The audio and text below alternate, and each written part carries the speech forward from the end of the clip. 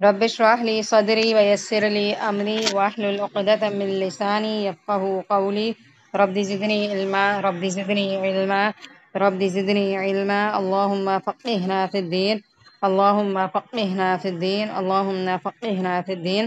آیت نمبر 118 سے آج ہم اسٹارٹ کر رہے ہیں۔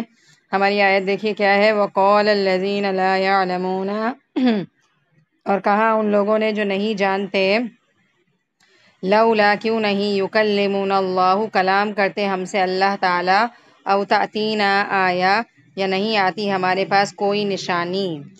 کذالک اسی طرح، قول الذین کہا ان لوگوں نے، من قبلہم جو ان سے پہلے تھے، مثل قولہم ان کے جیسی بات۔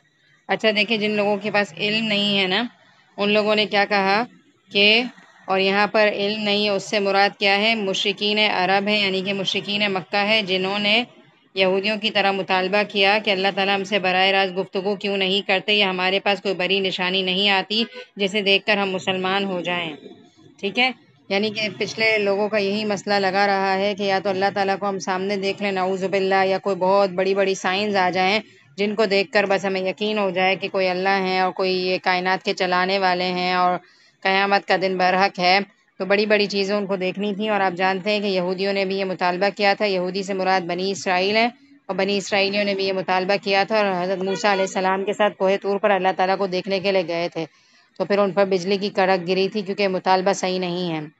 تو اللہ تعالیٰ یہ کہہ رہے ہیں کہ یہ بات تو پچھلے لوگوں نے بھی کہی، اور اب کیا ہو گیا، تشابہت قلوبہم، ان سب کے دل آپس میں ملے جلے ہو گئے۔ کیوں دل آپس میں ملے ہوئے ہیں؟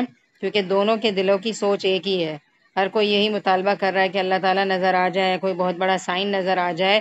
تو اللہ تعالیٰ یہ کہہ رہے ہیں، قد بینا الآیاتی، تحقیق کھول کر بیان کر دی ہیں نشانیاں ہم نے، یعنی کہ اللہ تعالیٰ نے، لقوم یوقنون، اس قوم کے لیے جو یقین رکھنے والی ہو۔ آپ دیکھیں کہ اس آیت کے اندر انسان یہ کہہ رہا ہے کہ اللہ نظر آ جائے یا کوئی بڑا سائن آ جائے، کچھ ایسا ہو جائے، کوئی دنیا میں کائنات میں کوئی انوکھی سی چیز ہو جائے تو پھر ہم دیکھ کر ایمان لے آئیں گے۔ تو اللہ تعالیٰ آیت کے اینڈ میں یہ بات کہہ رہے ہیں کہ کائنات بھری پڑی ہوئی اللہ کی نشانیوں سے۔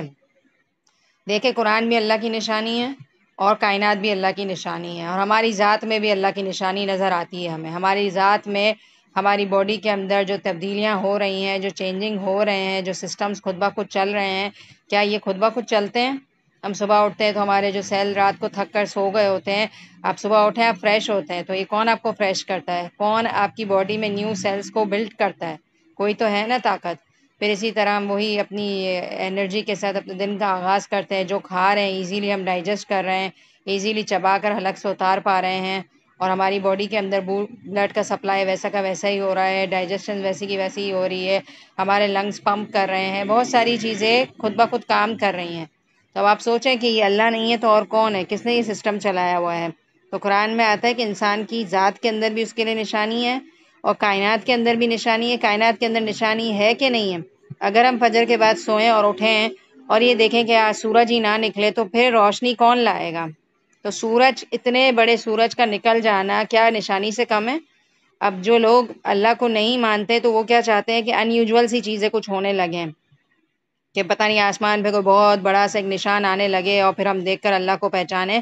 تو یہ فضول کی باتیں ہیں۔ جس کو اللہ کو پہچاننا ہے نا، اس کے پاس ڈھیر ساری نشانیاں موجود ہیں، ہے کہ نہیں ہے؟ بنجر زمین پہ آپ پانی ڈالیں اور سیڈ ڈالیں، پودا کون نکال رہا ہے؟ نشانی ہے کہ نہیں ہے؟ پودے کو گرو کون کرتا ہے؟ ہمارا کام تو پانی ڈالنا ہے اور سن لائٹ میں رکھنا ہے اور تھوڑی ٹیک کیئر کرنی ہے، لیکن کون زمین کے اندر سے پودا نکالتا ہے؟ اللہ تعالیٰ نکالتے ہیں۔ تو کائنات میں سورج اتنی بڑی نشانی ہے، رات کا وقت ہوتا ہے، چاند آنا اتنی بڑی نشانی ہے، ستارے اتنی بڑی نشانی ہے، پرندوں کا بآسانی ہوا میں معلق ہونا اتنی بڑی نشانی ہے۔ تو اب یقین مانیں جب ہم قرآن پڑھتے ہیں نا تو ہمیں ایک چھوٹی سے چھوٹی چیز کے اندر بھی اللہ تعالیٰ نظر آ جاتے ہیں، اور جس کو ماننا ہوتا ہے نا اس کے لیے بہت ساری نشانیاں ہیں جو اس کو اللہ کے کلوز کر دے، اور جس کو نہیں ماننا ہوتا اس کے لیے پھر کیا ہے، 100 بہانے ہوتے نہ ماننے کے۔ تو ہمیں بھی جو بھی اللہ تعالیٰ نے کائنات کی سائنس دکھائی، اور قرآن اٹ سیلف نشانی ہے کہ نہیں ہے؟ قرآن میں جو باتیں 1400 سال پہلے کہہ دی گئی ہیں وہ آج سائنٹسٹ پروف کر رہے ہیں۔ چھوٹی چھوٹی باتوں کو پروف کر کے یہ سمجھتے ہیں کہ بڑی سائنس نے ترقی کر لی ہے۔ سائنس نے کوئی ترقی نہیں کی۔ اب دیکھیں سائنس کی جو بھی بات ہوتی ہے نا قرآن میں موجود ہے۔ 1400 سال پہلے سے وہ موجود ہے، پھر سائنس نے اس کو ڈکلیئر کیا اور سائنٹسٹ نے نکالا اور لوگوں کے سامنے لے کر آ کے یہ سمجھے کہ بڑی سائنس نے ترقی کر لی اور انسان چاند پر پہنچ گیا ہے، تو کون سا کارنامہ کر لیا؟ اللہ کی دی ہوئی عقل، اللہ کی دی ہوئی صلاحیت کے ذریعے انسان نے بہت ساری چیزیں کی ہیں نا۔ انسان اپنے آپ سے کوئی کچھ بھی نہیں بنا سکتا، اللہ ہی کی دی ہوئی چیزوں کو توڑ پھوڑ کر وہ کچھ نئی چیز کریٹ کرتا ہے اور یہ سمجھتا ہے کہ وہ بڑا ترقی یافتہ ہو گیا ہے اور اس کو کسی دین ایمان کی ضرورت نہیں ہے اور بس اپنے حساب سے وہ زندگی گزارنا چاہ رہا ہے۔ تو اب دیکھیں کہ اللہ تعالیٰ اس آیت کے اینڈ میں جو میسج دے رہے ہیں نا وہ ہمارے لیے تحقیق کھول کر بیان کر دی۔ بینا کا جو لفظ ہے نا وہ آتا ہے بالکل کھول کھول کر اللہ نے بیان کر دی۔ نشانیاں، نشانی کیا ہوتی ہے؟ پہچان ہوتی ہے۔ کوئی بھی نشانی آپ اس لیے رکھتے ہیں کہ وہ پہچان ہوتی ہے۔ آپ دیکھیں راستوں کے اندر بھی بہت طرح طرح کے سائنس بنے ہوئے ہوتے ہیں، آپ جاتے ہیں جگہ جگہ پر لکھا ہوا ہوتا ہے کمرشل لین نمبر یہ اور وہ، ہر جگہ ایریاز میں سوسائٹیز میں بورڈز لگے ہوئے ہوتے ہیں اور اس پہ پہچان ہوتی ہے۔ تو نشانی کیوں رکھتے ہیں وہ لوگ؟ تاکہ ہم کیا کریں؟ اپنی ڈیسٹینیشن پر آسانی سے پہنچ جائیں۔ تو اللہ تعالیٰ نے بھی کائنات میں نشانیاں کیوں رکھی ہیں؟ تاکہ ہم کس تک پہنچیں؟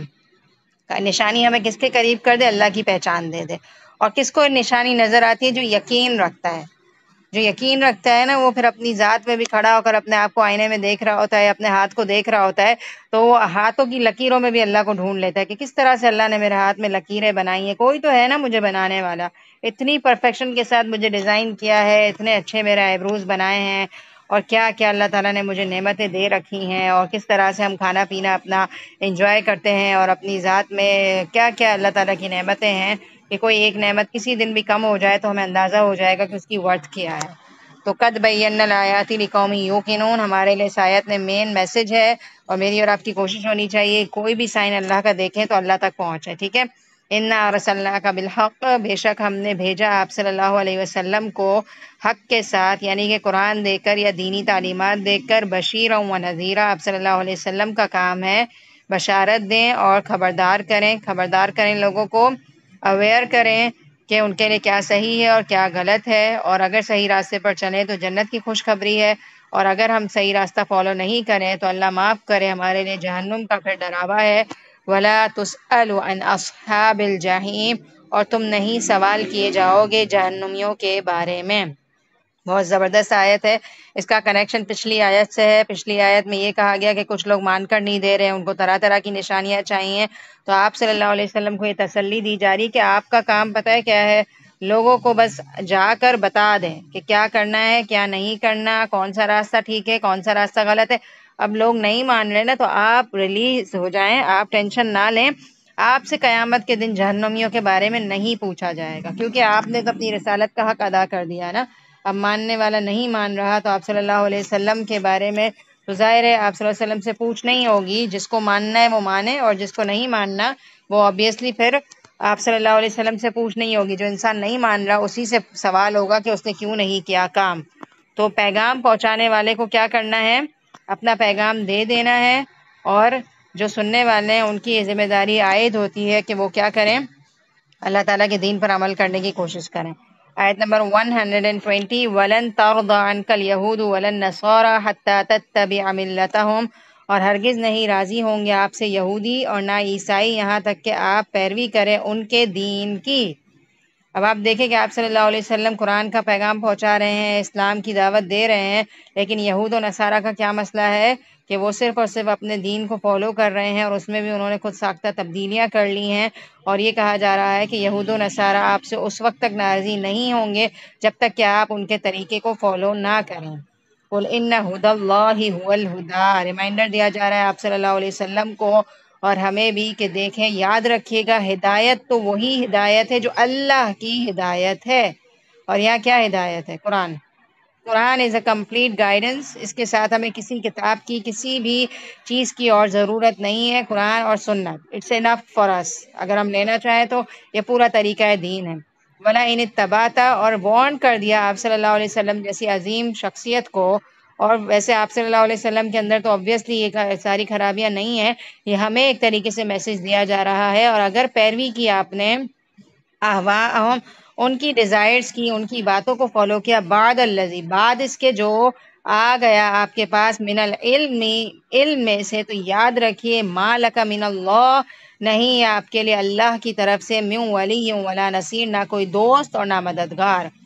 اس آیت کے اندر بڑے ہی زبردست انداز میں دو ٹوک بات کر دی گئی ہے کہ ایک طرف یہود و نصارہ کیا کوشش کر رہے ہیں کہ آپ صلی اللہ علیہ وسلم ان کے دین کو فالو کر لیں، یہودی بن جائیں یا عیسائی بن جائیں، تو اللہ بیچ میں ریمائنڈر دیں گے کہ یاد رکھیے گا ہدایت تو اللہ ہی کی ہدایت ہے، اور ان دا اینڈ اللہ تعالیٰ آپ صلی اللہ علیہ وسلم کے ذریعے سے امت کو یہ میسج دے رہے ہیں کہ اگر تم کسی اور کی خواہشات یعنی کہ کسی اور کے دین کو اس کی باتوں میں آ کر فالو کر لو گے تو یاد رکھنا تم قیامت کے دن یا دنیا میں اللہ کے سوا اپنا دوست اور مددگار کسی کو نہیں پاؤ گے۔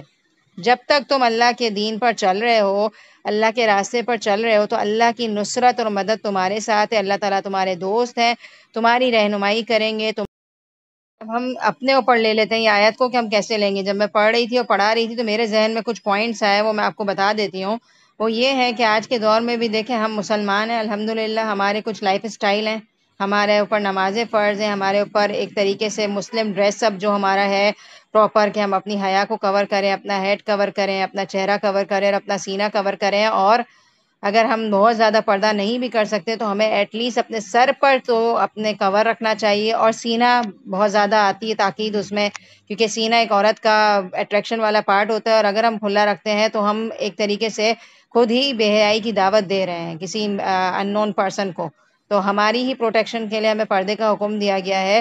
تو میں بات یہ کہہ رہی تھی کہ ہمارے اسلام کے کچھ لائف اسٹائلز ہیں کہ ہمیں کس طرح سے زندگی گزارنی ہے، کچھ سنتیں ہیں ان کو ہمیں فالو کرنا ہے، اور ہم جو ہے نا دوسرے مذہب سے ڈفرینٹ نظر آنے چاہیے، ٹھیک ہے؟ تو اللہ تعالیٰ ہمیں یہ کہہ رہے ہیں، ہم اپنے اوپر لے لیں یہ آیت کہ ہمیں کیا کہہ رہے ہیں کہ تم کسی اور کے لائف اسٹائل کو فالو نہیں کرو، یاد رکھو تمہیں جو ہدایت ملی ہے نا ایز اے مسلم، وہی اصل میں رہنمائی ہے، یہی اصل میں لائف اسٹائل ہے بہترین۔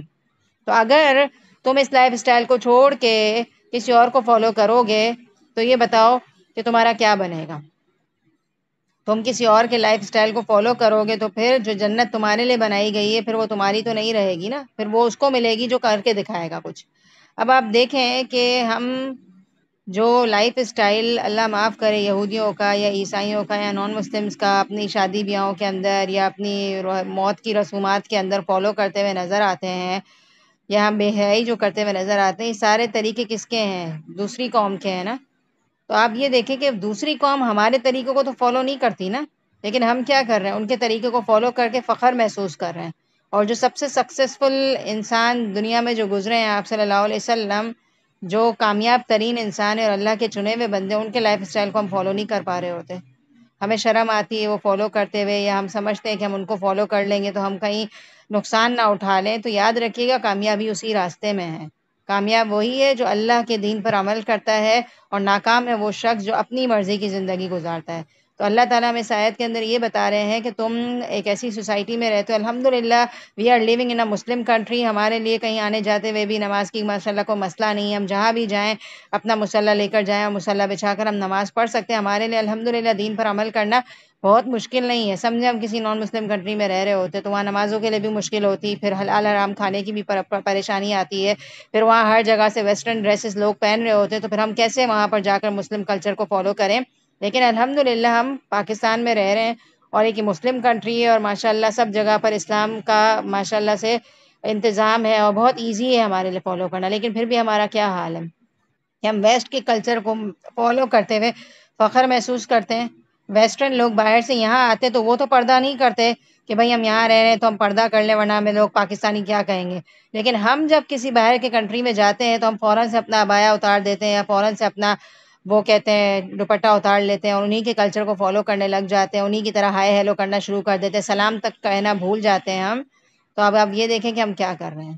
تو اب آپ یہ سوچیں کہ ہم مسلمان ہیں اور ہم پر جو ہے نا اللہ کا رنگ چڑھنا چاہیے، صبغت اللہ جسے کہتے ہیں، آپ پارے کے اینڈ میں دیکھیں گے کہ اللہ کا رنگ نظر آنا چاہیے ہمیں، کہ ہم جہاں بھی جائیں اپنی ایک خوشبو چھوڑ کر جائیں اور ہماری ذات سے لوگ کچھ نہ کچھ سیکھیں اور ان کو فائدہ ہو جائے۔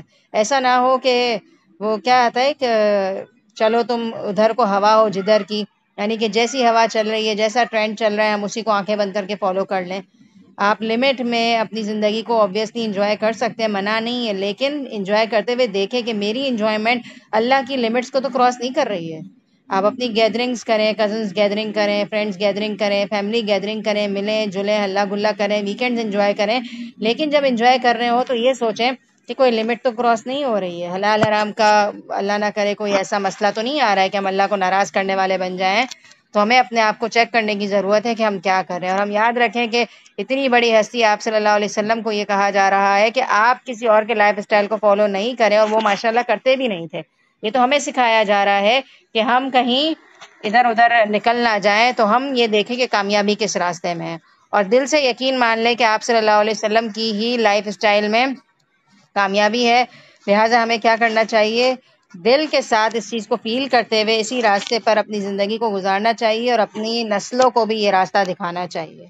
الذین آتیناہم الکتاب، یہ وہ لوگ ہیں جن کو دی ہم نے کتاب، یتلونہ، وہ تلاوت کرتے ہیں اس کی، حق تلاوتی، اس طرح سے تلاوت کرتے ہیں جس طرح سے اس کا حق ہے. اتنا زبردست مجھے یہ انداز لگتا ہے نا قرآن کا، کہ اللہ تعالیٰ یہ کہہ رہے ہیں کہ کام کو ایسے کرو جیسے کہ اسے کرنا چاہیے. اب آپ یہ بتائیں کہ تلاوت کا حق کیا مطلب؟ تلاوت کو اس طرح سے کرو جس طرح سے اس کا حق ہے. تو اس کے اندر دیکھیں ایک تو یہ میننگ پایا جاتا ہے کہ جس طرح سے قرآن نازل ہوا ہے نا آپ صلی اللہ علیہ وسلم پر، اسی طرح سے انسان تلاوت کرے. تو دو چیزیں اس کے اندر آئیں گی. ایک تو یہ ہے کہ تلاوت کا حق ادا کرنا ہے، مطلب ہم جب قرآن کی ریسیٹیشن کرتے ہیں نا، رمضان میں کرتے ہیں، ویسے ہمیں پورا سال قرآن سے کنیکٹڈ رہنا چاہیے، کیونکہ یہ ہماری کتاب ہے اور گائیڈنس کے لیے ہے. پورا سال اس سے کنیکٹڈ رہیں تو ہمیں اس کی تلاوت کرنی چاہیے. اب ہم جب تلاوت کرتے ہیں تو سمجھے میں یہی آیت تلاوت کر رہی ہوں. ہم کیسے تلاوت کرتے ہیں؟ الذین آتیناہم الکتاب یتلونہ حق تلاوتہ اولئک یؤمنون بہ ومن یکفر بہ فاولئک هم الخاسرون. اپنے کانوں کو بھی جب ہم سنائیں گے نا، سمجھ نہیں آئے گا کہ ہم نے کیا پڑھا ہے، تو پھر اللہ تعالیٰ کو ہم کیا سنا رہے ہیں؟ تو قرآن کو حق جس طرح ہے اس طرح سے پڑھنے کا مطلب یہ جس طرح سے آپ صلی اللہ علیہ وسلم پر نازل ہوا ہے، تمام قواعد کے ساتھ اور ایک ایک ورڈ کو کلیئر کرتے ہوئے سکون سے قرآن کو پڑھنا چاہیے. اب ہمارا مسئلہ پتہ ہے کیا ہے؟ جب ہم قرآن کھول کر بیٹھتے ہیں نا تو ہماری نظر اس بات کی طرف زیادہ ہوتی ہے کہ کتنے رکوع ہم پڑھ لیں اور کتنا کمپلیٹ کر لیں. تو ہماری ٹیچر ہمیشہ یہی کہتی تھی کہ اللہ تعالیٰ جو ہے نا کام کی کوالٹی دیکھتے، کوانٹٹی نہیں دیکھتے. بہت زبردست یہ بات ہے. اگر ہم سمجھ لیں تو نوافل پر نوافل پڑھے جانا اتنا پسندیدہ نہیں جتنا آپ سکون کے ساتھ پڑھیں. ٹھیک ہے؟ تو اگر ہم سکون اپنی زندگی میں لے آئیں اور کوئی بھی کام کو کوالٹی والا کریں گے تو اللہ کے نزدیک وہ پسندیدہ ہوگا. تو حق کا تلاوتی کا یہی مطلب ہے کہ آپ سکون کے ساتھ تلاوت کریں. الذین آتیناہم الکتاب یتلونہ حق تلاوتہ، ایک ایک ورڈ کو کلیئر کر کے پڑھنا اللہ کو پسند ہے. ٹھیک ہے؟ اور اس کے علاوہ سیکنڈ اس کا یہ مطلب ہے کہ تلاوت کا حق یہ ہے کہ جو چیز آپ پڑھ رہے ہیں وہ آپ کو سمجھ بھی آنی چاہیے. ٹھیک ہے نا؟ تو دنیا کی کوئی چیز ایسی نہیں ہے جو ہم بغیر سمجھے پڑھ لیں، لیکن ہم کیا کرتے ہیں قرآن کو ایسے پڑھتے ہیں کہ ہمیں سمجھ ہی نہیں آتا. اس دن پتہ نہیں کوئی آرٹیکل بہت اچھا ذہن سے گزر رہا تھا، تو اس میں یہی بتا رہے تھے کہ ایک کوئی جگہ تھی، کوئی بزنس وغیرہ کی کوئی بات تھی، تو ایک آدمی بہت ساری لاس کی کتابیں اور لے کر بیٹھا ہوا ہوتا ہے اور کچھ پڑھ رہا ہوتا ہے. تو ظاہر سب کچھ سمجھ سمجھ کے پڑھ رہا ہوتا ہے، تو کوئی شخص اس کو جھنجھوڑتا ہے.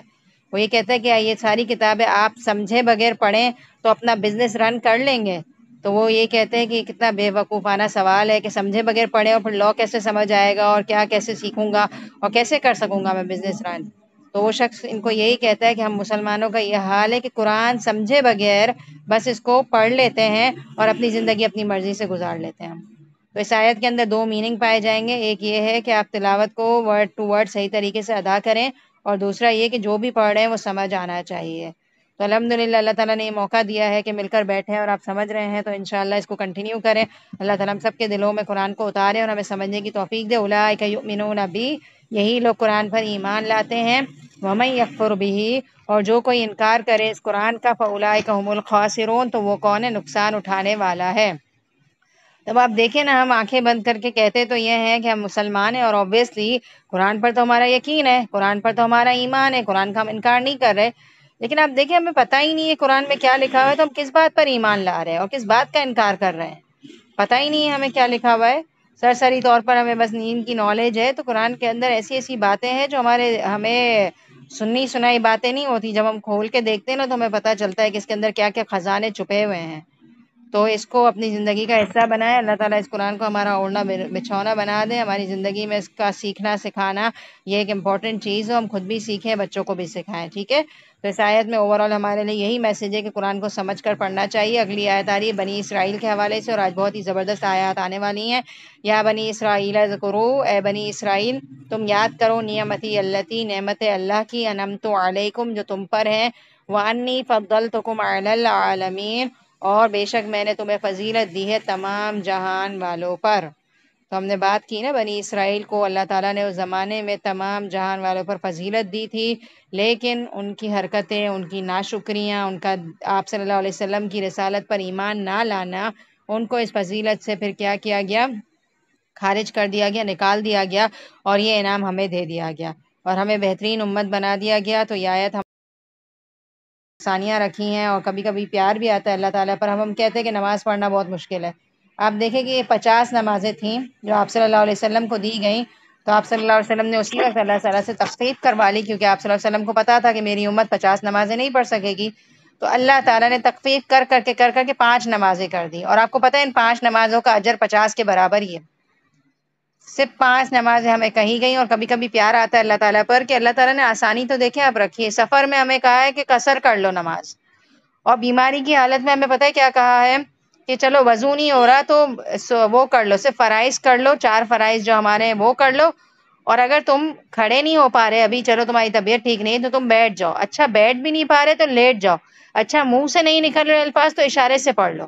کبھی کبھی مجھے خیال آتا ہے کہ کون ہوگا ایسا دنیا میں, کوئی باس ہو ہمارا, یا جب ہم اسٹوڈنٹ لائف گزارتے تھے تو ہماری کوئی ٹیچر ایسی ہو جو اتنی سافٹ مزاج کی ہو کہ ہمیں اتنی لینینسی دی جائے کہ اگر ہم ایک ہفتے سے غائب ہیں, ایبسنٹ ہیں, اور ہم واپس جب اسکول جائیں تو کتنا ہمیں غصہ کرتی ہیں, اور پھر ہمیں بیک ٹو روٹین آنے میں کتنی دیر لگتی ہے, اور ہمیں ہماری ایبسنس میں جو چیز ہم سے مس ہو گئی اس کا پھر کوئی صلہ نہیں ملتا. لیکن اللہ تعالیٰ ہمیں کیا کہہ رہے ہیں کہ تمہارے لیے ہر طرح سے آسانی ہے.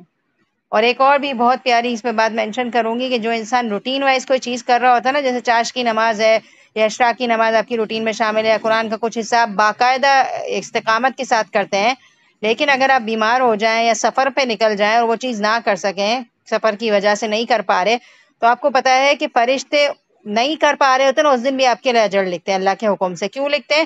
کیونکہ اللہ تعالیٰ یہ کہتے ہیں کہ یہ انسان ریگولر بیس پہ یہ کام کرتا تھا, لیکن ابھی بیماری کی وجہ سے, سفر کی وجہ سے, یا فلاں مصروفیت کی وجہ سے کام نہیں کر سک رہا, تو کیا کرو اس کے لیے یہاں بھی اجر لکھ دو.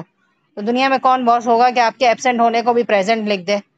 تو یہ اللہ کی شان ہے. تو اللہ تعالیٰ نے ہمیں وہ دین دیا ہے جو ہر لحاظ سے آسان ہے. اگر اللہ نے پردے کا حکم دیا ہے تو عورت کی پروٹیکشن کے لیے دیا ہے, نماز کا حکم دیا ہے تو سکون کے لیے دیا ہے, ہمیں سکون ملتا ہے نماز پڑھ کے, اللہ کا قرب نصیب ہوتا ہے, ڈپریشن دور ہوتا ہے. ٹھیک ہے. روزے رکھتے ہیں تو اس میں بھی ہماری صحت کے پوائنٹ آف ویو سے بہت بینیفٹس ہیں. جب آپ فاسٹنگ کرتے ہیں نا, انٹرمیڈیٹ فاسٹنگ جسے کہتے ہیں کہ 12 گھنٹے آپ فاسٹنگ کرو, جب بھی آپ اپنی ڈائٹ پر آؤ نا کہ آپ سے ذرا سلم ہونا ہے, تو یہ چیز آتی ہے کہ 12 گھنٹے کی آپ فاسٹنگ کرو, فوراً تیزی سے وزن اترتا ہے. ابھی مجھے بھی جوش چڑھا تھا تو میں نے یہی سوچا کہ 12 گھنٹے کی یا تو فاسٹنگ کر لی جائے, روزے رکھ لیے جائیں. تو میں یہی سوچ رہی تھی کہ جب ہم 12 گھنٹے خود کی فاسٹنگ کرتے ہیں نا, جو روزہ نہیں ہوتا, رات کو اگر آپ نے 10 بجے کھایا تو دوسرے دن 10 بجے آپ ناشتہ کرو, تو رات بھر آپ کی آنکھ کھلے گی, آپ پانی تو پیو گے یا کچھ نہ کچھ چٹر پٹر کر ہی لیتے ہیں, ہم کنٹرول نہیں کر پاتے. روزہ ہی وہ چیز ہے جو آپ کو روک رہا ہوتا ہے. تو یہ اللہ کا دیکھیں کتنا زبردست سسٹم ہے کہ کس طرح سے اللہ تعالیٰ کی عبادت میں ایک اٹریکشن ہے, ایک روحانیت ہے, دوسرے مذاہب میں نہیں ہے. دوسرے مذاہب میں روزے کتنے الٹے سیدھے, اللہ معاف کرے. ایک آدھ دفعہ کسی سے بات ہوئی تو کوئی یہ بتا رہا تھا کہ ہمارا روزہ اس طرح سے ہوتا ہے, اتنا لمبا روزہ ہوتا ہے جس کی کوئی حد نہیں, اور کیا کیا ان کے ہوتے ہیں, ایک جگہ پر بیٹھ کر عبادت کرو, ہل نہیں سکتے اپنی جگہ سے, اور پتہ نہیں کیا کیا ان لوگوں نے مشکلات خود بنا کر رکھی ہوئی ہیں. کوئی دین ایمان ہے ہی نہیں ان کا, طرح طرح سے بتوں کے آگے کھڑے ہوتے ہیں, اور پتہ نہیں بہت ساری چیزیں. اگر آپ لوگوں سے ڈیل کرتے ہیں اور آپ کو تھوڑا بہت آئیڈیا ہے کہ دوسرے مذاہب میں کیا کیا ہو رہا ہے, اور اب آپ دیکھیں ہم جب مرتے ہیں مسلمانوں کو کتنی عزت کے ساتھ غسل دیا جاتا ہے, کفن پہنایا جاتا ہے اور دفن کیا جاتا ہے. دوسرے مذاہب میں کیا ہوتا ہے, کھلی جگہ پر جا کر لکڑیاں ڈال کر جلا دیا جاتا ہے. سوچیں یہ میت کی حرمت ہے یا بے حرمتی ہے کہ اس کو آپ جلا دو. تو مسلمان ہونے کے بہت بینیفٹس ہیں, اور مسلمان ہونا ایک بہت ہی اعزاز کی بات ہے. اب ہم اپنے اعزاز کا اس وقت اللہ تعالیٰ کو کہیں گے جی اللہ تعالیٰ ہم نے بھی آپ کے دین کو عمل کر کے دکھایا, اور پھر ہم جنت کے مستحق بنیں گے کہ اللہ تعالیٰ نے ہمارے لیے وہ پیاری جنت بنا کر رکھی ہے جس میں ہم سب کے لیے اللہ نے جگہ رکھی ہے. جو کوشش کرے گا وہ وہاں پر جائے گا. اللہ تعالیٰ نے ابھی سے ہمارے لیے وہاں پر پلاٹس رکھے ہوئے ہیں کہ جو کوشش کرے گا وہ جائے گا، اور جو نہیں کرے گا اس کے لیے پھر جہنم ہے.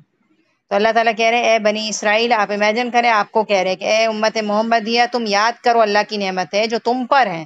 تو یہ جو ساری چیزیں میں نے آپ کو بتائی نا، دین کا انعام ہونا یا دین کی ایک روحانیت ہونا، تو یہ ساری بلیسنگز ہیں، بہت بڑی بلیسنگز ہیں.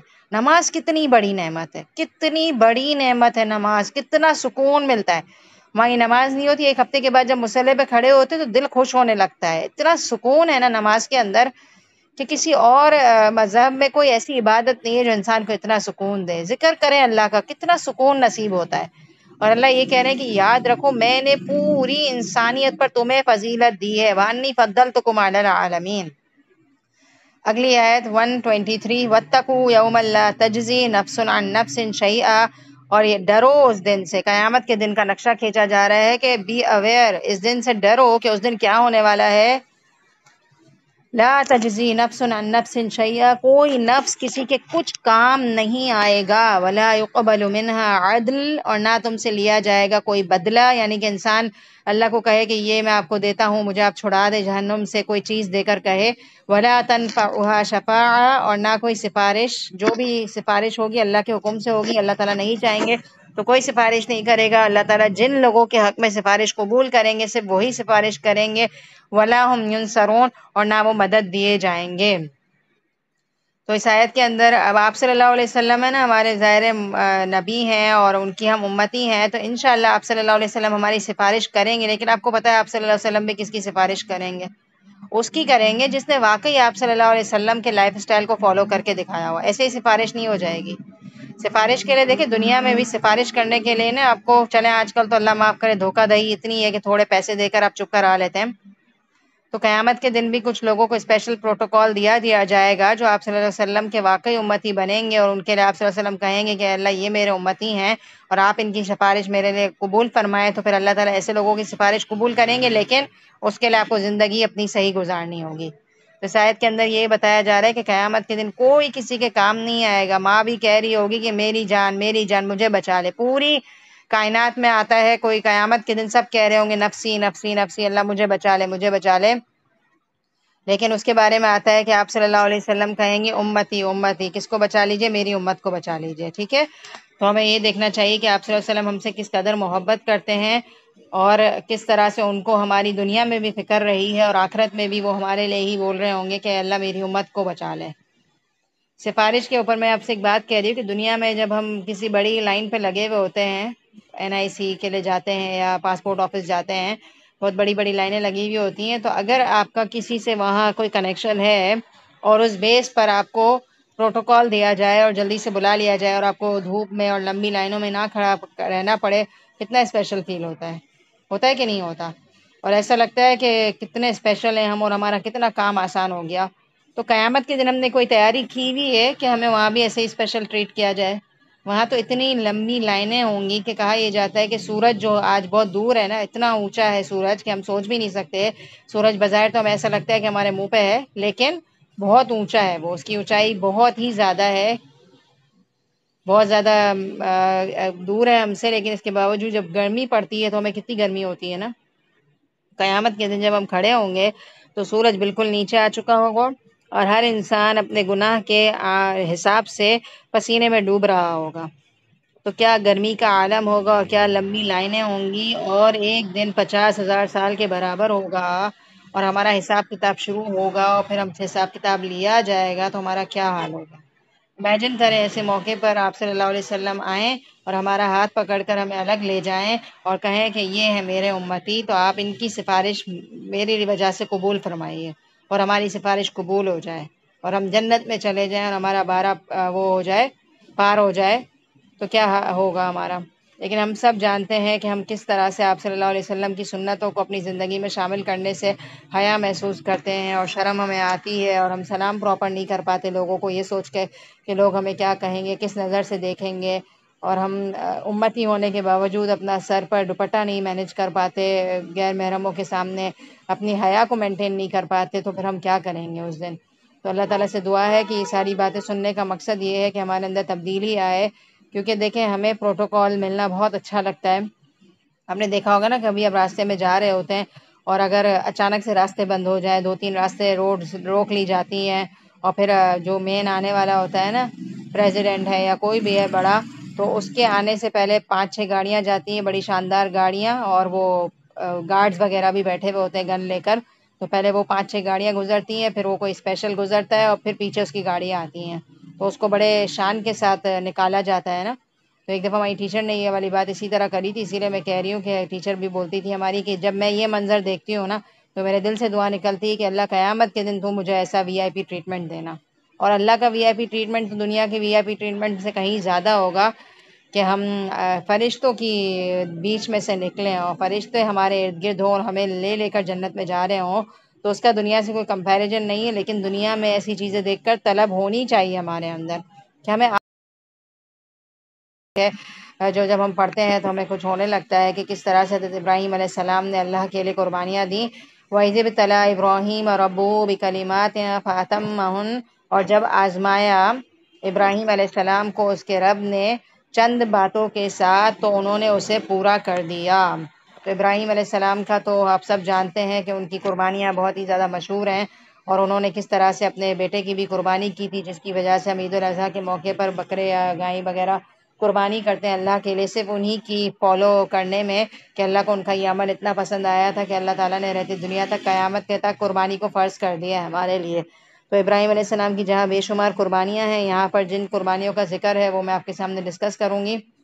تو اللہ تعالیٰ ابراہیم علیہ السلام کی تعریف کرتے ہوئے کیا کہہ رہے ہیں کہ جب آزمایا ابراہیم علیہ السلام کو اس کے رب نے کسی بھی چیز کے ساتھ، کسی بھی بات کے ساتھ، فَأَتَمَّهُنَّ، اللہ تعالیٰ بڑے ہی اس میں بتا رہے ہیں کہ ابراہیم نے ہر بات میری پوری کر دی. میں نے کہا بچے کے گلے پہ چھری پھیرو، اس نے پھیر دی. میں نے کہا کہ بچے کو اور بیوی کو صحرا میں چھوڑ دو، اس نے چھوڑ دیا. میں نے کہا کہ اپنے میرے دین کے لیے تم ہجرت کر جاؤ، تو اس نے ہجرت کر لی. تو بیشتر مقامات پر ابراہیم علیہ السلام کی قربانی. اور میں نے کہا کہ آگ میں کود جاؤ میرے لیے، تو وہ کود گئے. کس طرح کی بات آتی ہے کہ آگ تک میں کود گئے. اور پھر اللہ تعالیٰ نے آگ کو ٹھنڈا کر دیا تھا. تو قال انی جاعلک للناس اماما، اللہ تعالیٰ نے کہا کہ بے شک میں بنانے والا ہوں آپ کو لوگوں کے لیے امام. امام کون ہوتا ہے؟ جو لوگوں کو گائیڈ کرتا ہے اور لوگ اسے فالو کرتے ہیں. نماز میں امام ہوتا ہے نا، تو نماز میں جو امام ہوتا ہے وہ آگے کھڑا ہوتا ہے، جس طرح کی نماز وہ پڑھ رہا ہوتا ہے تو مقتدی اسی کو فالو کر رہے ہوتے ہیں. تو ابراہیم علیہ السلام کو اللہ تعالیٰ نے لوگوں کا امام بنا دیا، یعنی کہ لوگ ان کو فالو کریں. تو ابراہیم علیہ السلام نے کیا کہا؟ قال ومن ذریتی، فوراً سے انہوں نے دیکھا کہ اللہ تعالیٰ مجھے نواز رہے ہیں، تو انہوں نے فوراً کیا کہ اپنی اولاد کے لیے مانگ لیا کہ اللہ تعالیٰ اور میری اولاد کے لیے. یعنی کہ آپ کو فیل ہو رہا ہو کہ اللہ تعالیٰ آپ کی قبولیت کر رہے ہیں، کہیں آپ بہت مقدس جگہ پر جائیں اور آپ کا ایک قرب الہی آپ کو نصیب ہو جائے، تو آپ دعائیں مانگتے ہیں، تو سب سے پہلے آپ اپنی دعا میں کس کو یاد رکھتے ہیں؟ اپنی اولاد کی فکر کرتے ہیں نا. تو ابراہیم علیہ السلام نے بھی فوراً سے کیا کہا کہ اے اللہ، آپ نے کہا کہ آپ مجھے امام بنا رہے ہیں، تو اور میری اولاد کو بھی بنائیں امام. تو اللہ تعالیٰ نے کیا کہا؟ قال لا ینال عہد الظالمین، کہا اللہ تعالیٰ نے نہیں پہنچے گا میرا وعدہ ظالموں کو. یعنی کہ اگر تیری اولاد نیک ہے تو نیک لوگوں کو تو ظاہر ہے میں امام بناؤں گا، نیک لوگوں کے حق میں دعا قبول کروں گا، لیکن جو ظالم ہے ان کے حق میں یہ دعا قبول نہیں ہوگی. تو اس سے یہ آپ دیکھیں کہ کسی نبی کی اولاد ہونے کے باوجود بھی ضروری نہیں ہے کہ اگر آپ نیک نہیں ہیں تو پھر آپ کو اس کی نیکی فائدہ نہیں دے گی. ہر انسان کو اپنے طور پر نیک ہونا پڑے گا. اگر ایسی بات ہوتی کہ اگر والدین نیک ہوتے تو بچوں کو بھی اس نیکی میں سے حصہ مل جاتا اور وہ بھی جنت میں ایسے ہی چلے جاتے آنکھ بند کر کے، تو پھر اللہ تعالیٰ یہاں ایسی بات نہیں کرتے. تو اس سے ہمیں یہ دلیل ملتی ہے کہ ہر انسان کا پرسنل اپنے لیول پر نیک ہونا ضروری ہے. ہاں، آپ کی اولاد اگر نیک ہے تو آپ کے لیے نو ڈاؤٹ صدقہ جاریہ بنے گی، لیکن آپ کو بھی نیکیاں کرنی ہوں گی. ایسا نہ ہو کہ بچوں کو حافظ قرآن بنا کر اور بڑا دیندار بنا دے اور آپ کرتے ہو گناہ اور نمازیں چھوڑیں اور سمجھیں کہ ہم جنت میں اس لیے چلے جائیں گے کہ ہماری اولاد نیک ہے. تو ایسا ہرگز نہیں ہوگا. ہمیں اپنے حصے کی نیکی کرنی ہوگی. اور بچے بھی یہ نہ سمجھیں کہ ہمارے والدین بڑے نیک گزرے ہیں اور اب ہم جو دل چاہے وہ کر لیں تو ہم جنت میں جائیں گے، تو ایسا نہیں ہوگا. تو اللہ تعالیٰ نے یہ کانسیپٹ یہاں اسی لیے کلیئر کر لیا کہ میں دعا سنوں گا، لیکن جو ظالم ہوگی اولاد ان کی نہیں سنوں گا. ٹھیک ہے، تو آگے ہم دیکھتے ہیں کہ کیا آ رہا ہے. وَإِذْ جَعَلْنَا الْبَيْتَ مَثَابَةً لِلنَّاسِ وَأَمْنًا، اور جب بنایا ہم نے خانے کعبہ کو اجتماع کی جگہ لوگوں کے لیے اور امن کی جگہ، وَاتَّخِذُوا مِن مَقَامِ إِبْرَاهِيمَ مُصَلًّى، اور تم بناؤ مقام ابراہیم کو نماز کی جگہ، اور عہد لیا ہم نے ابراہیم علیہ السلام سے اور اسماعیل علیہ السلام سے کہ پاک رکھیے وہ میرا گھر طواف کرنے والوں کے لیے اور اعتکاف کرنے والوں کے لیے اور رکوع کرنے والوں کے لیے اور سجدہ کرنے والوں کے لیے۔ تو اب اس آیت کے اندر یہی بات نظر آتی ہے کہ حضرت ابراہیم علیہ السلام نے کس کی تعمیر کی تھی، وہ شاید اگلی آیات میں آئے گا۔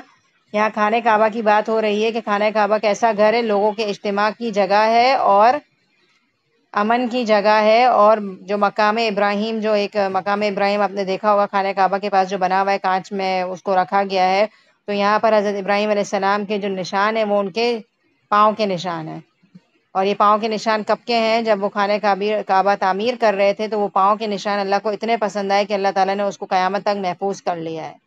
تو اس سے یہ بات سمجھ آتی ہے کہ جو قدم اللہ کے راستے میں نکلتے ہیں نا، خانہ کعبہ تعمیر کرنے کے علاوہ اگر ہم کسی بھی پرپس سے گھر سے باہر نکلتے ہیں اور ہم دین کی خدمت کر رہے ہیں یا کسی اور کی خدمت کے لیے جا رہے ہیں یا کوئی بھی نیکی کا کام کر رہے ہیں، یعنی کہ یہ قدم اللہ کے راستے میں جب لگ جاتے ہیں تو اللہ کو یہ قدم بہت ہی زیادہ پسند آتے ہیں۔ تو ہماری کوئی بھی صلاحیت جو ہم دین کا علم سیکھنے سکھانے میں لگا رہے ہیں، جیسے کہ میں ابھی بول رہی ہوں، بولنے کی صلاحیت ہے، آپ سن رہے ہیں، اپنا ٹائم دے رہے ہیں، تو یہ ساری چیزیں اللہ کے یہاں بہت ہی زیادہ پسندیدہ ہیں۔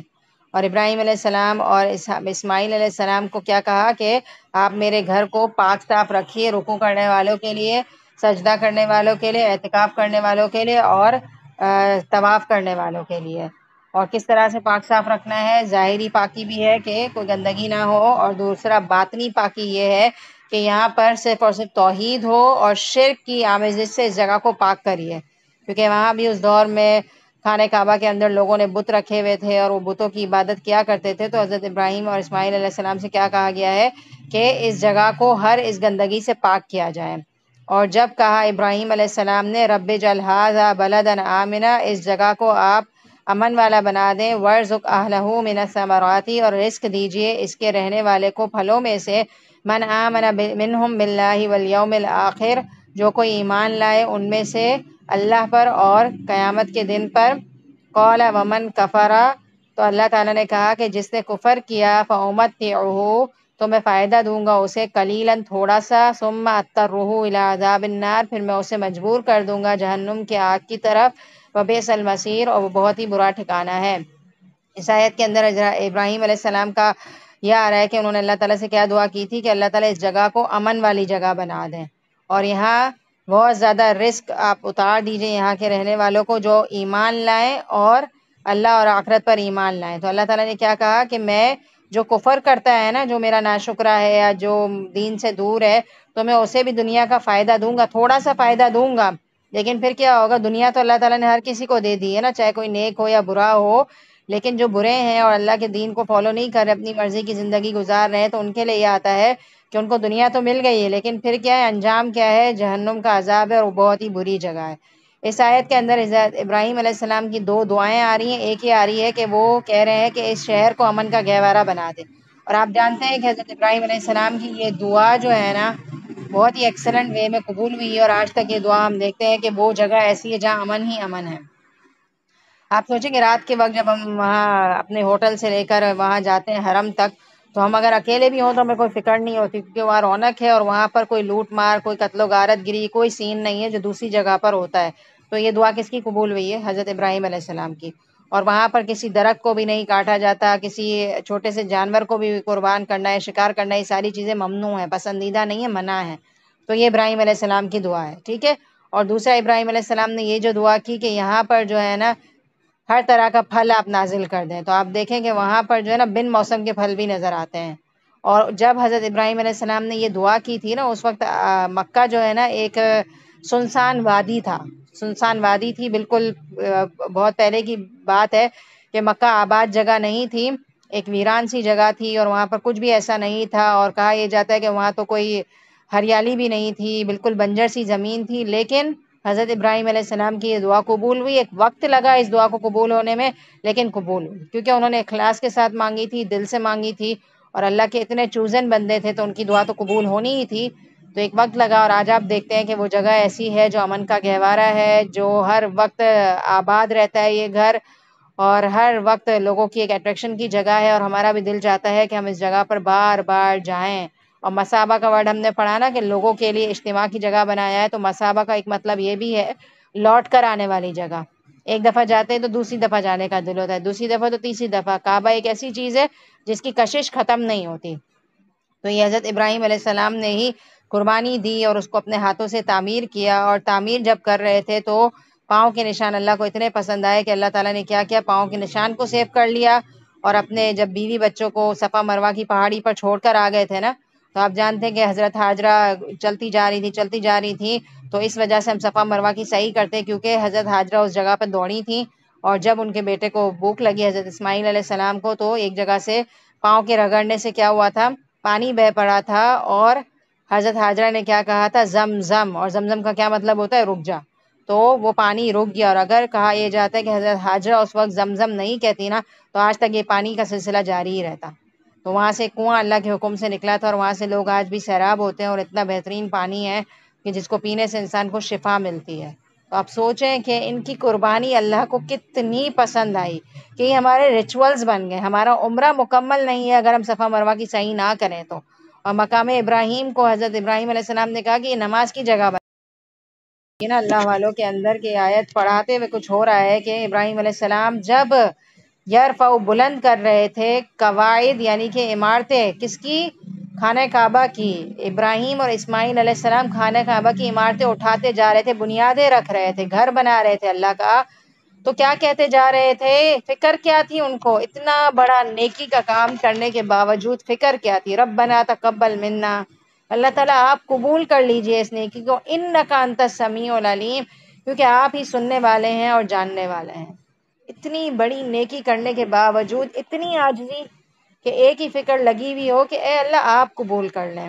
واقعی شرمندگی ہو رہی ہے آیت پڑھاتے ہوئے کہ ہم چھوٹی سے چھوٹی نیکی کرتے ہیں نا، تو ہمیں یہ فکر نہیں ہوتی کہ پتہ نہیں قبول ہوئی کہ نہیں ہوئی، بس کرے جا رہے ہوتے ہیں اور محسوس بھی نہیں کرتے کہ پتہ نہیں قبول ہوئی کہ نہیں ہوئی۔ اور دوسری بات یہ کہ ہمیں فکر بھی نہیں ہوتی، چلے ایک نیکسٹ لیول تو یہ ہوتا ہے کہ انسان فیل کرنے لگے، لیکن مسئلہ یہ ہے کہ ہم فکر بھی نہیں کرتے۔ اب جیسے ابھی ہم سب نے ظہر کی نماز پڑھی ہوگی، اثر انشاءاللہ پڑھیں گے ہم، تو میں ہی اپنے آپ سے پوچھ رہی ہوں کیونکہ میں پڑھا رہی ہوں تو مجھے فیل ہو رہا ہے کہ کیا میں نے سلام پھیرنے کے بعد یہ فکر بھی کری کہ میری نماز قبول ہوئی کہ نہیں ہوئی۔ فکر ہی بڑی چیز ہے، جب فکر ہوگی تو انسان اس لیول کی نماز پڑھے گا کہ سلام پھیرنے کے بعد اللہ سے کہے ربنا تقبل منا۔ اور میں یہ کہتی ہوں کہ ہمیں چھوٹا عمل ہو یا بڑا عمل ہو، ایک ہی فکر ہونی چاہیے یہ قبول ہوا کہ نہیں ہوا، اور کہنا چاہیے اللہ تعالیٰ سے کہ اللہ آپ قبول کر لیجئے۔ اتنے میٹھے الفاظ ہیں، آپ اس کو عربک میں یاد کر لیں، اردو میں آپ کو مزہ نہیں آئے گا، آپ کہیں گے اے اللہ قبول کر لے، وہ مٹھاس نہیں ہے، مٹھاس اس میں ہے، ربنا تقبل منا۔ کیا خوبصورت الفاظ ہیں، اے ہمارے رب ہم سے قبول کر لیجئے، انک انت السمیع العلیم، آپ کی تو شان یہی ہے کہ آپ سننے والے ہیں اور علیم ہیں۔ تو آپ دیکھیں اتنا بڑا کارنامہ، اتنا بڑا کام ان کے حصے میں آیا کہ وہ مسجد بھی کون سی مسجد بنا رہے، کوئی ایک عام مسجد بنانا ہی بہت بڑی سعادت ہے کہ کوئی کسی مسجد کی بنیاد رکھے، یہ لوگ بنا رہے ہیں خانہ کعبہ، اس کی بنیاد رکھ رہے ہیں، اللہ کا گھر رکھ رہے ہیں۔ فکر کس بات کی؟ اور یہ حقیقت ہے، جو انسان جتنی بڑے کام کرتا ہے نا اس کے اندر عاجزی اتنی ہی زیادہ ہوتی ہے۔ کام اتنا بڑا ہے اور عاجزی ایسی ہے جیسے کچھ کر ہی نہ رہے ہوں، مطلب اتنی عاجزی کہ اللہ سے کہہ رہے کہ اللہ یہ جو ہم کام کر رہے ہیں آپ قبول کر لیں۔ تبھی تو اللہ کو اتنا پسند آیا کہ آج ہر کوئی تڑپتا ہے اس جگہ پر جانے کے لیے۔ بحیثیت مسلم ہمیں اس جگہ سے محبت ہے، اس کعبے کے اندر ایک کشش ہے، ہمارا دل چاہتا ہے کہ بھاگ کے چلے جائیں وہاں، اور ایک الگ ہی خوبصورتی ہے اس کی۔ ربنا وجعلنا مسلمین لک، اور ساتھ ساتھ دعا کیا کریں، ہمارے رب بنائیے ہمیں فرما بردار، مسلم کا مطلب ہوتا ہے فرما بردار، ٹھیک ہے؟ ہمیں صرف ہم کہہ دیں کہ ہم مسلمان ہیں اور ہمیں مسلمان بنا دیں، ہیں تو ہم مسلمان، لیکن مسلمان کا مطلب ہوتا ہے فرما بردار، اللہ کی بات ماننے والا۔ وَمِن ذُرِّيَّتِنَا أُمَّةً مُّسْلِمَةً لَكَ، اور میری اولاد میں سے، ہماری اولادوں میں سے کیا نکالیے، ایک امت نکالیے، پوری کی پوری ایک امت نکالیے۔ وَأَرِنَا، اور سکھائیے ہمیں، مناسکنا، ہمارے عبادت کے طریقے، وَتُبْ عَلَيْنَا، اور ہماری توبہ قبول فرمائیے، إِنَّكَ أَنْتَ التَّوَّابُ الرَّحِيمُ، کیونکہ آپ توبہ قبول کرنے والے ہیں اور بڑے ہی مہربان ہیں۔ یہ آیت جو ہے نا بڑی ہی خوبصورت آیت ہے، اور یہ ہماری اولادوں کے لیے ہمیں مانگنی چاہیے یہ آیت کہ ہم یہ والی دعا آپ مانگا کریں ربنا سے لے کر، بلکہ یہ دونوں آیت ربنا تقبل منا سے لے کر آیت نمبر 128 کے اینڈ تک. اور یہ جو حصہ میں نے پڑھا ہے نا، اولادوں کے بارے میں. اور آپ کو پتا ہے کہ آپ صلی اللہ علیہ وسلم اس دعا کا نتیجہ ہے. یہ ابراہیم علیہ السلام کی دعا ہے جس کی وجہ سے حضرت محمد صلی اللہ علیہ وسلم ان کے 2 بیٹوں میں سے ایک بیٹے اسماعیل علیہ السلام کی نسل میں سے آئے. یہ ابراہیم علیہ السلام کی دعا ہے کہ اے اللہ مجھے تیرا فرما بردار بنا، ٹھیک ہے، ہم خود بھی فرما بردار بنے اللہ کے، اور دوسرا کیا کہہ رہے الفاظ دے کے ہم تو مانگتے بھی نہیں ہیں، اور اٹھائیے میری اولادوں میں سے ایک امت جو تیری فرما بردار ہو. تو یہ دعا قبول ہوئی نا، کہ اللہ تعالیٰ نے ان کی اولادوں میں سے 2 اولادیں تھیں نا ابراہیم علیہ السلام کی، اسماعیل علیہ السلام اور اسحاق علیہ السلام. اور اسحاق علیہ السلام سے پھر کون ہے؟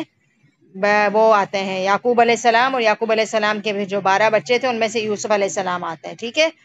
تو اللہ تعالیٰ نے اسماعیل علیہ السلام یعنی کہ اس میں سے اللہ نے محمد صلی اللہ علیہ وسلم کو بھیجا، اور محمد صلی اللہ علیہ وسلم اس دعا کا نتیجہ ہے. ایک ایسے نبی کو وہاں سے نکالا گیا، وہاں سے ایک بہترین امت آئی، اور اسی پر دین کا خاتمہ ہوا. ٹھیک ہے، تو یہ دعا آپ صلی اللہ علیہ وسلم کے حق میں قبول ہوئی حضرت ابراہیم علیہ السلام کی. اور آج آپ دیکھیں کہ آپ صلی اللہ علیہ وسلم کا مقام اور مرتبہ کس قدر بلند ہے کہ ہماری کوئی عبادت آپ صلی اللہ علیہ وسلم کے ذکر کے بغیر قبول نہیں ہے، نہ ہماری نماز آپ صلی اللہ علیہ وسلم پر درود بھیجے بغیر قبول ہوتی ہے، نہ ہماری اذان آپ صلی اللہ علیہ وسلم کا ذکر کیے بغیر قبول ہوگی. اور ہر وقت فضا میں اللہ کے ساتھ آپ صلی اللہ علیہ وسلم کا ذکر بلند ہو رہا ہے. اور یہ مانگی تھی حضرت ابراہیم علیہ السلام نے دعا، کس طرح کی دعا مانگی تھی. اور اگر میں کہتی ہوں اگر ہم بھی سچے ہیں، اور اگر ہم اپنی اولادوں کے لیے خیر کی دعا مانگتے ہیں نا کہ اللہ تو ان لوگوں میں سے نیک لوگ اٹھانا، تو الحمدللہ اللہ ہماری بھی دعا سنتے ہیں. تو نسلیں بنسلیں ہماری اولادوں میں سے خیر کا چشمہ پھوٹ جاتا ہے، اور ساری نیکی ہمیں ملتی رہے گی قیامت تک اگر ہماری جنریشن نیک ہوئی تو. اور پھر ہم حضرت ابراہیم علیہ السلام کیا کہہ رہے ہیں کہ مجھے حج کے طریقے سکھائیے، میری عبادت کے طریقے سکھائیے.